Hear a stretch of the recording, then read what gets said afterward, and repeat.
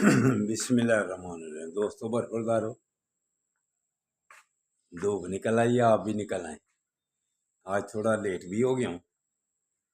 कल हेडमराले की तरफ गए थे यार। जब कोली लोहारा तक पहुँचे तो जो साथ था बरखुरदार मुजम्मल यासीन, उसके वालिद का फ़ोन भी आ गया। तो कुछ कहता है चलो फ्लीट जब पहनूंगा फिर आगे चले जाएंगे। तो कोली लोहारा से फिर वापस आ गए। तो 200 बरखुरदार हो, अगर आपने सेहतमंद रहना है तो फिर पार्क में आओ। इंशाअल्लाह ताला सेहतमंद हो जाओगे। तो अगर पाकिस्तान की सेहत सही रखनी है तो आसिफ मुनीर साहब तो हमारे बड़ो जो भी सियासतदान है, आइन पर चला जाएगा। ये एमरजेंसी वगैरह माशाल्लाह सोच रहे हो, आपकी हिम्मत अब कोई है।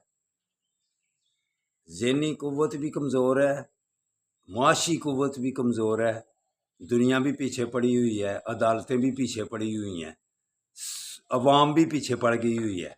अब कैसे मार्शाल्लाह लगेगा? अब तो अपनी बस थोड़ी सी खैर मनाएं कि क्या किस वक्त रिटायर होना है, तो कहाँ जाना है और किधर किधर फिर फिरना है बाजवा साहब की तरह। अब आपको बाद में फिरने के लिए परेशानी होगी।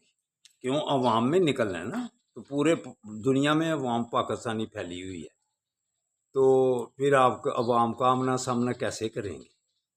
जैसे अब अवाम आपका आमना सामना करने से गुरेज हैं कि आप फिर नजायज़ ताकत इस्तेमाल करते हैं, चादर चार दीवारी को पामाल करते हैं। नजम सेठी नवाज शरीफ के सहाफ़ी हैं, दूसरी कुव्वतों के सहाफ़ी हैं। वो पता क्या कहते हैं? 9 मई का कमीशन बनाना, इंक्वायरी करनी, स्टैब्लिशमेंट खौफजदा है।